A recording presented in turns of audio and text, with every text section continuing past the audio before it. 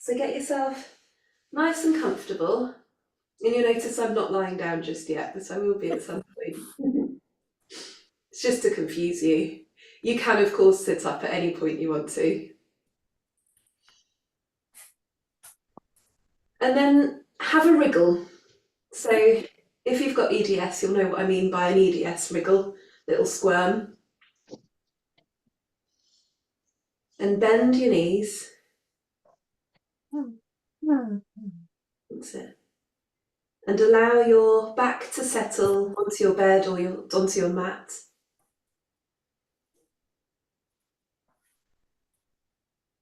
And wherever possible, we're going to breathe in and out through the nose, taking some nice deep breaths. So breathing in and exhale.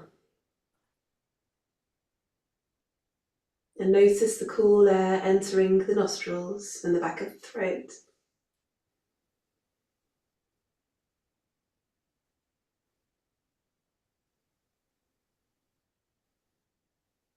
And for this, if you feel happy to, you could close your eyes or you could just soften your gaze. And we're going to start with some diaphragmatic breathing first of all.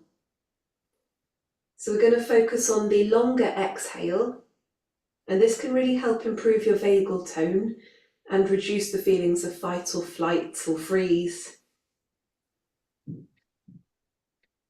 It's a way of toning your nervous system. And obviously with people with long-term health conditions, sometimes our nervous system is in a constant state of fight, flight or freeze. So we're going to stimulate that parasympathetic nervous system, which slows down your heart rate and your breathing rate and lowers your blood pressure. And it helps with digestion and it helps to calm those pain signals as well. So we're going to breathe in through the nose slowly and deeply, and then exhale for as long as you can. So give that a go a few times.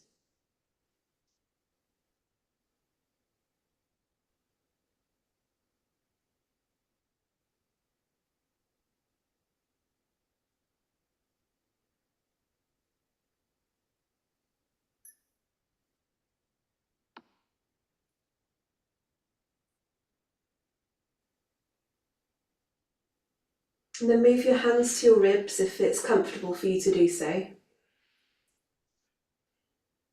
And imagine the lungs filling and then pushing the ribs into your hands.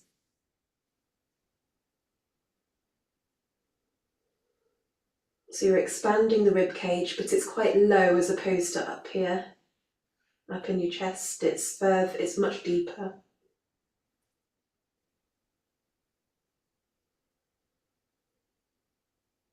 And then you could leave one hand with your ribs and one hand towards your lower belly.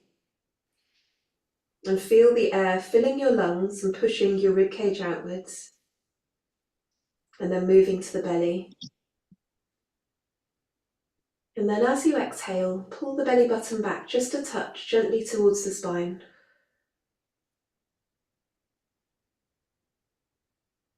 So you're breathing deeply into the lungs, into the rib cage, then down into your belly.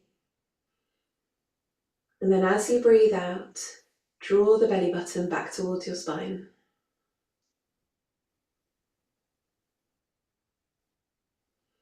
And now you're activating your core just with your breath. So feel your tummy move as you exhale. And then bring both hands towards your belly, so around the belly button or just below the area. And then blow a little bit harder, so actually blow out this time. And imagine all those muscles drawing in towards the centre as you're blowing out. Imagine it's a bit like a corset belt tightening. And then we breathe in,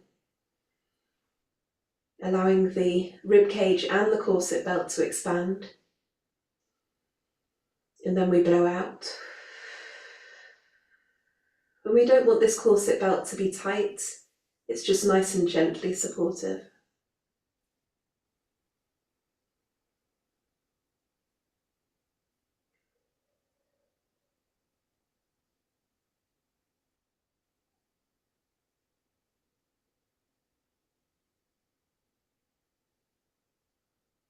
And then if being still is an uncomfortable thing for you to do feel free to have a wiggle at any point you need to. And then we're going to move onto our backs if we're not already. So I think that's possibly just me and one other.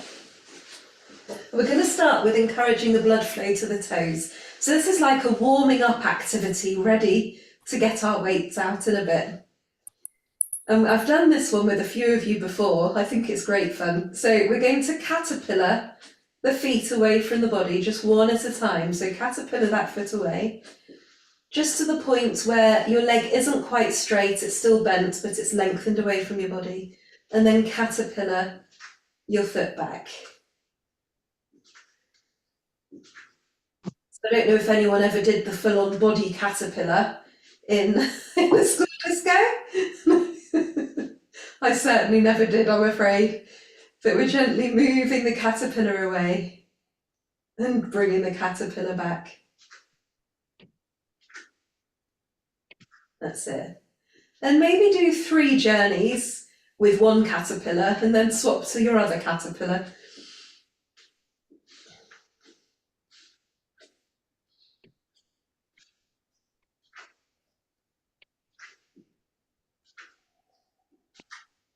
Don't you think that's fun? No. My caterpillar's having problems in reverse. Oh, Liv, that's so funny. Mine. I can't feel if I'm doing it or not. I can't feel my feet. Oh, you might need to look at your feet if you can't feel it to try and connect. The reverse is hard, isn't it? It's the kind of scrunch and lift to get it to come back. Giving me terrible cramp. I'd rather do crunches, abdo crunches than that. Don't do anything to pain. I think this is great fun. Clearly I've got a different sense of fun. And you poor thing, if you're getting cramp, that's not fun, is it? I wondered what you were doing when you were doing this with the ball to your head. Writhing in agony. Okay, so let's give up on our caterpillars and let's sway our knees side to side. That's it. Was there anyone who actually enjoyed that? Yeah, I liked it. Okay, so we had a couple, okay.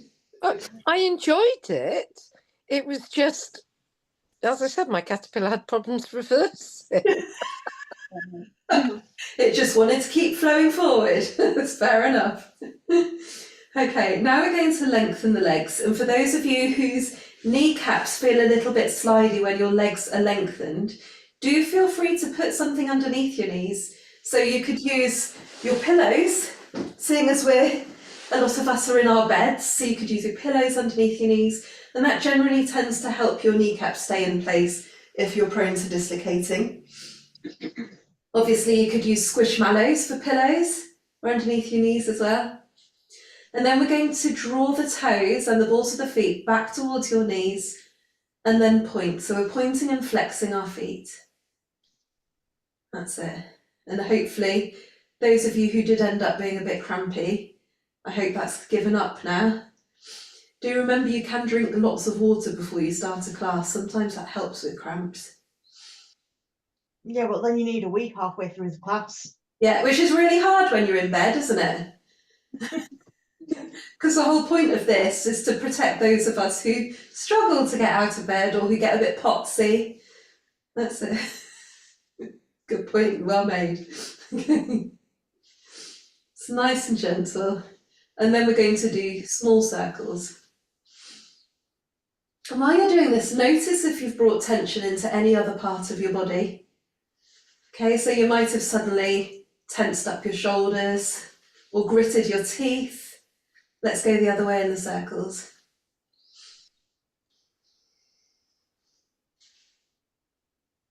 And then your lower legs are probably feeling quite warm, so let's take a moment to rest. This is a wiggle break, so if you want to grab water or have a wiggle, feel free. I will turn my page. Okay, so we're going to move to the hands. I'm going to sit up for this, so if you want to see what I'm doing, you can take a peek. But do feel free to stay lying down if you want to. So the hands are often sore and they can be unstable. So a lot of us, especially if you've got EDS, can get fingers that easily dislocate. So what we're going to do is we'll do some strengthening activities for the hands that also help with mobility too. So the first one I call perfect O's.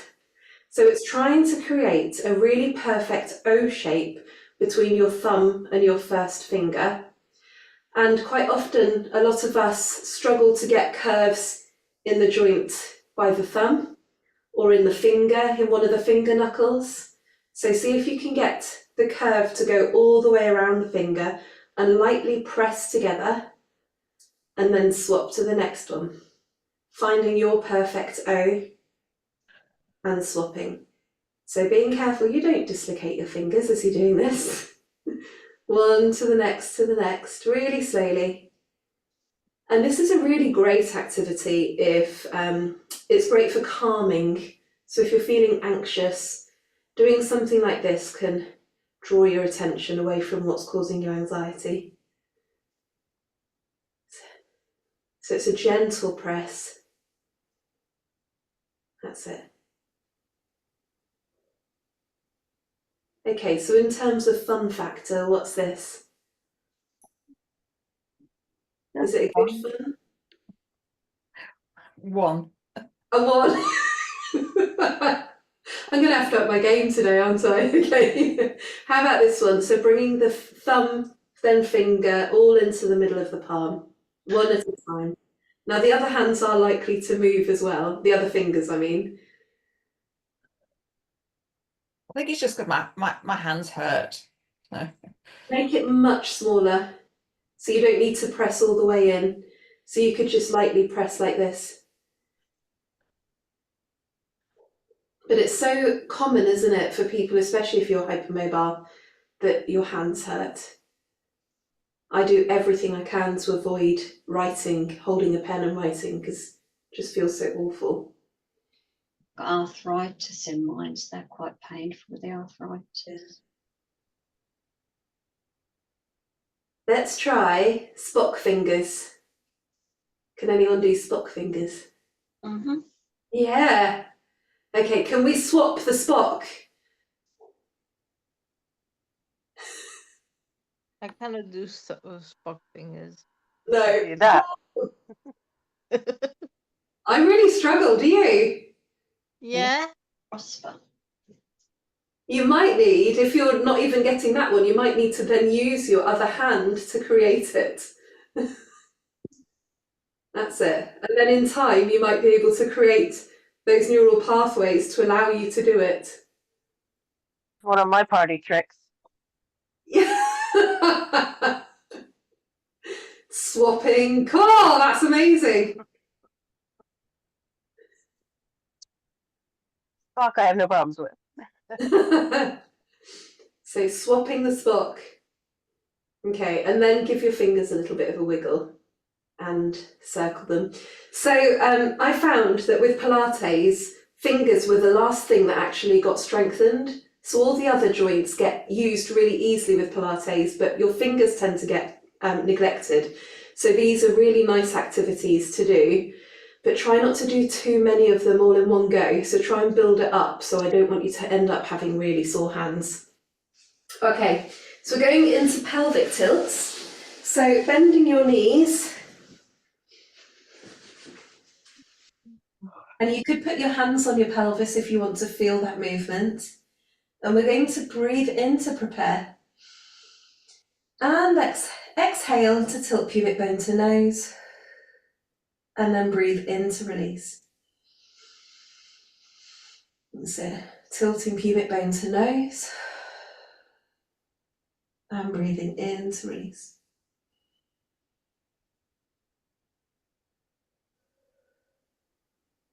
That's it. So feel the middle of your back press into the mat as you press pubic bone to nose. And then feel it arch lightly away from the mat or your bed as you tilt pubic bone to toes.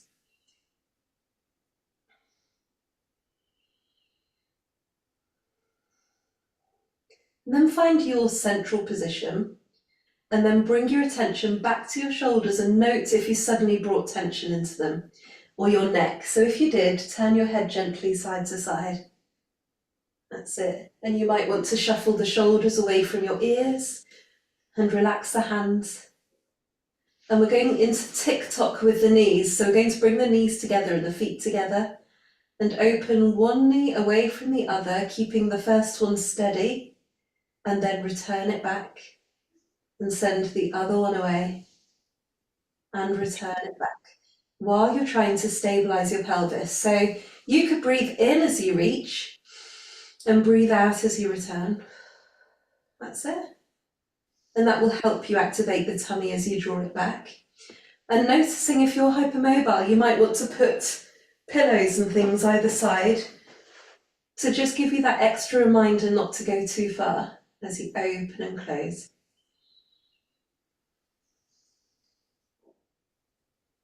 That's it. It's nice and gentle. Using your breath. And then we're going to go into a really smooth motion with the legs as we slide one leg away, keeping the spine in neutral and sliding it back. And sliding the other leg away and returning back. For this one, your pelvis will want to dip and your back will want to arch, but you're pulling the belly button back just a touch to stop that from happening. And when you swap from leg to leg, your pelvis will want to sway, but you're also embedding your pelvis into the mat to stop that from happening. This really aggravates my knees, I've realised. So is it just okay not to do it? Absolutely. And you could even do it much slower and smaller if you wanted as well. So you could send your knee away a little bit and return. I've tried all sorts of ways, but I Yeah. end up having to put like cold ice on my knees a lot. Yeah, if it aggravates, don't do it. But in time, we'll need to work that so we can get the muscles activating to support your knees a bit better. But you know what I'm like about pain. I don't want you to be in pain, Katie. That's it. So Katie, if you wanted, I don't know if that would aggravate, lifting the heel instead. That's okay, I think. So stick with that one for now. Okay. And the other one that does activate the thigh muscles is the pushing the foot down into the bed a little bit, but not too much. Try not to go too heavy with it. Yeah. And then when you're ready, everybody do some gentle knee sways. And if you've got cushions, maybe put a cushion behind your head. And now we're going to go to the weights. So we don't necessarily have to have weights. You could just have rolled up socks in each hand if you prefer. That's it. And we're going to turn the hands to face in towards each other. They're going to rest on the floor, hands in towards each other. And you don't need to use weights at all if you prefer. So if this doesn't work for you, please feel free not to use them at all. Then we're going to start with a gentle elbow bend. So bending and then returning. And see if you can get the move really smooth and slow as you gently bend and return. So, noticing what's happening in your shoulders. So just double checking that you're not bringing any tension in. Like this, using the heavier weight, it just tells me where my arm is. Yeah, it does give you good feedback, doesn't it, having weights? See what it feels like to turn the palms up and do the same again, but this time palms up instead of facing in towards each other. So nice and smooth and slow. With these weight activities, it's really nice to enjoy the journey, not the destination. So instead of rushing from one to the other, we're going smoothly in and out. And checking in with yourself, checking your breathing. That's it. And then we're going to turn the weights once again, or the palms in towards each other. We're going to bend and then push the elbows off the floor and return. So it's a small one here and return. What you can do is you could push even further if you want to, but those who are potsy, you might want to try it a couple of times and then move back into the much smaller move instead. If you want to rest between each one, feel free to rest your elbows on the floor, or if you want to work a bit harder, you could hover the elbows just above the floor when you return back down. That's it. With the elbows also, try not to lock them. You will really want to. It's your body trying to go for the easiest option, but try and keep those elbows soft as you push away and return.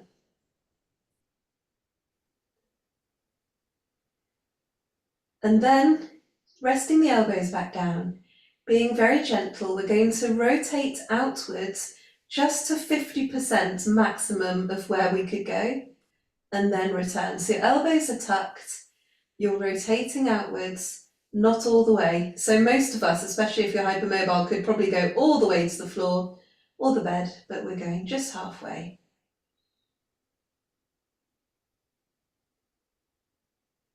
That's it. And while you're doing this, you're breathing deeply in, breathing out. That's it. In.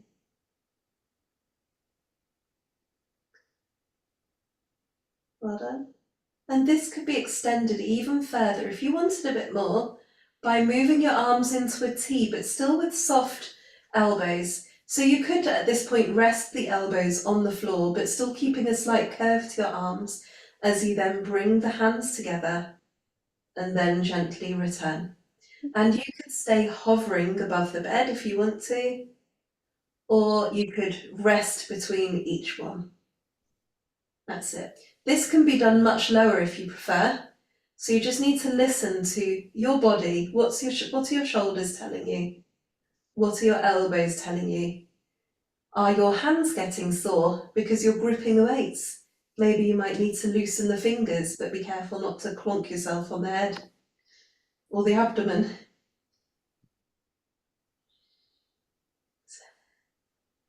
And then before we get too achy, because we're supposed to be taking this easy, have a little wriggle. So wriggle your fingers, shuffle your shoulders. That's it. And then we're going to grab just one weight and bring the weight above the head.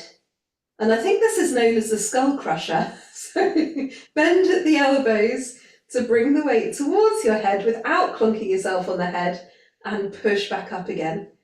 So this is another classic one for those of you who get potsy, so having your arms up in the air. So feel free to make this much smaller and bring it down here instead, pushing the weight away from you like here.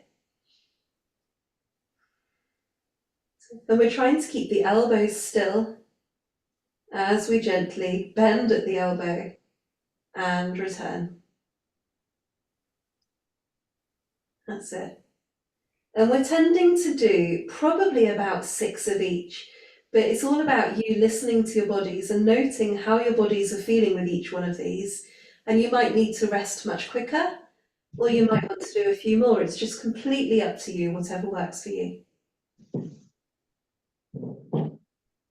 Okay, now we're going to lie on our sides. So shuffle over onto your side and make sure your head is supported. So making sure your head is level with the bed. That's it. And this is one option with your arm up here, or if you need to bring your arm in front, have a higher cushion underneath your head. And the legs are slightly bent, and we're going to bring one weight onto the thigh. That's it. Now, if you're needing to stay on your back, you could do this without the weight, sliding the leg away from your body and returning it instead, okay? So if side lying doesn't work for you today, try that option. Otherwise, I'd like you to lengthen the leg and gently push up, rolling the weight up your leg and then down. So you're adding a little bit of load to that leg as you gently push up and down. So in some classes I do, it depends on what weight you've got. You could literally roll the weight up your leg and down like this, but it just depends what you're using. It's really nice if you've got water bottles or tins of beans. It's all this version here.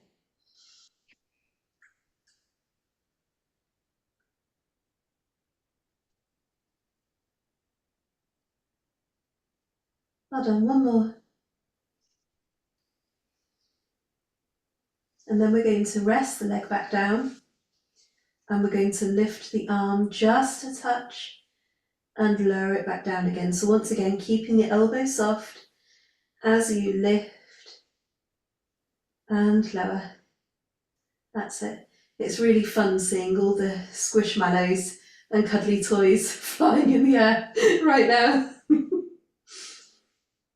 Use the Remember, right one for this hand. yeah, it works, doesn't it? Remember, you can do this without as well. Well done. One more here, if you want to. That's it. And then we're going to twizzle over. So you can either roll over, so your backs are to me, or swap sides. So I call this one twizzling.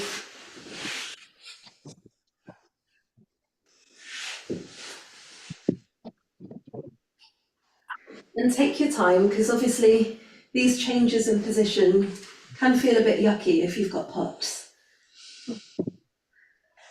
So take time for your body to settle. And then bring the weight towards the outside thigh when you're ready. Lengthen the leg. And gently lift. And lower. Nice and smooth and slow. So you could roll. That's it.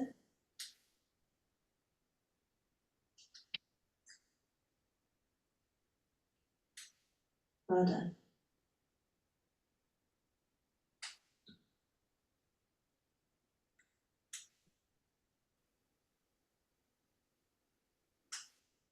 And then we're going to rest that leg again and hold on to the weight with your hand and gently guide it up just a touch and lower it back down, having a rest in between if you want to, or you could stay hovering as you very gently lift and lower.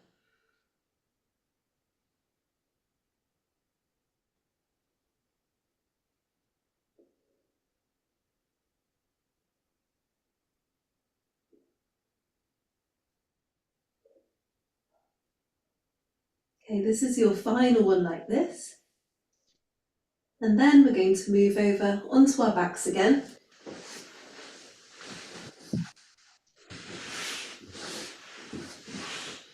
And we're going to hold on to both weights or your cuddly toy and place the weights on your pelvis.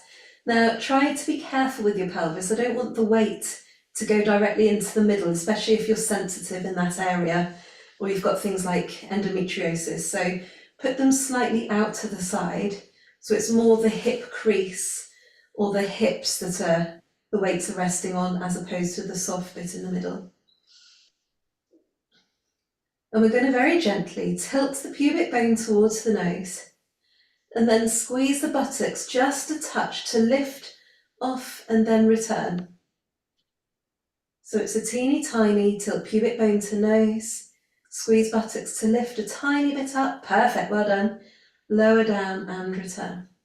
Now we're not going too high, especially for those of you who've got pillows and cushions or you're wedged up. So if you're completely flat against the floor and you don't have a pillow, you could peel up a little bit higher.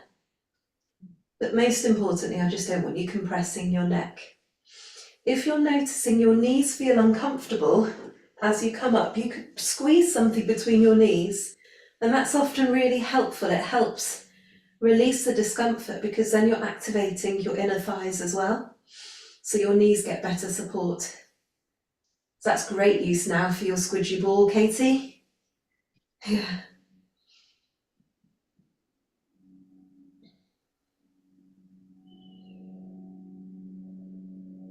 helps actually. Yeah. It's amazing. Liz uses it quite a lot, and Liz often reminds me that that's available to us. You just need the proprioception, the feeling where everything is. Yeah. And it also helps stop you from swaying side to side when you're doing this one as well.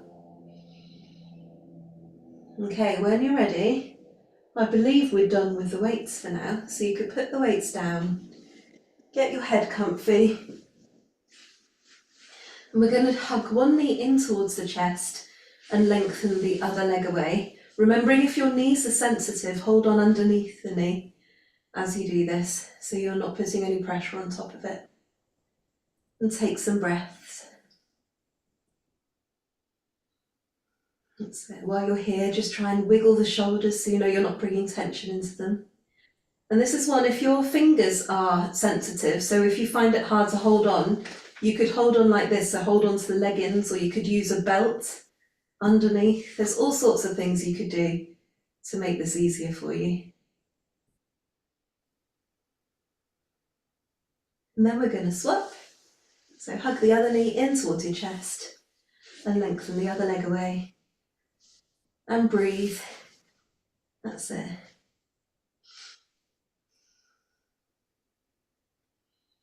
Nice deep breaths.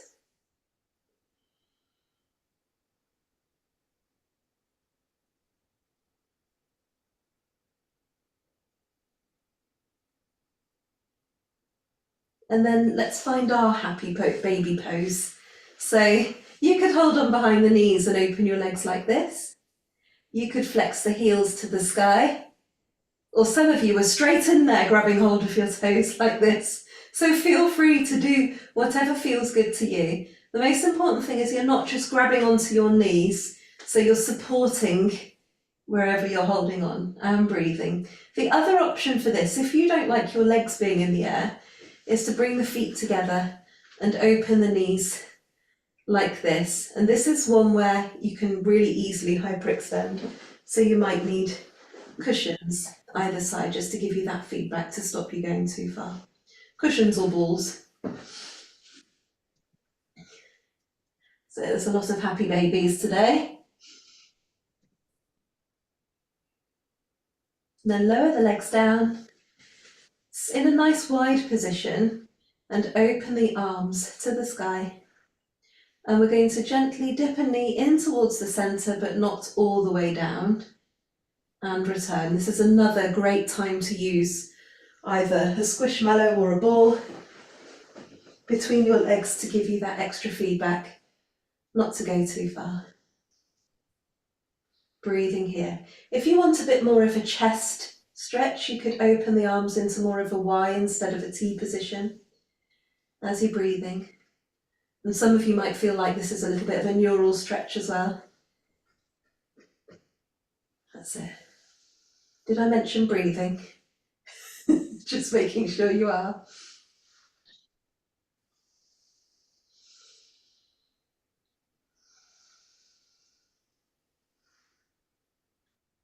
Okay, coming back to the centre. You might need to discard anything that you have between your legs. So for those who are potsy and find lying to sitting quite difficult because of responding with POTS, I'd like you now to take a breath and breathe out and squeeze the legs and pull the belly button back so you've got some nice activation going on before you move into a seated position. So you're feeling like things are just a little bit tense in your legs before you move up. And then when you get back up into your seated position, take a breath in and then let those muscles go. And hopefully that'll stop you getting those yucky feelings. You don't have to sit up. If you were better lying down at any point, that's absolutely fine to stay where you are. Otherwise, we're going to do some gentle side stretching. So if you're lying down, you're going to open the arms and reach and return, and then reach and return. And if you're sat up, you're going to reach like this.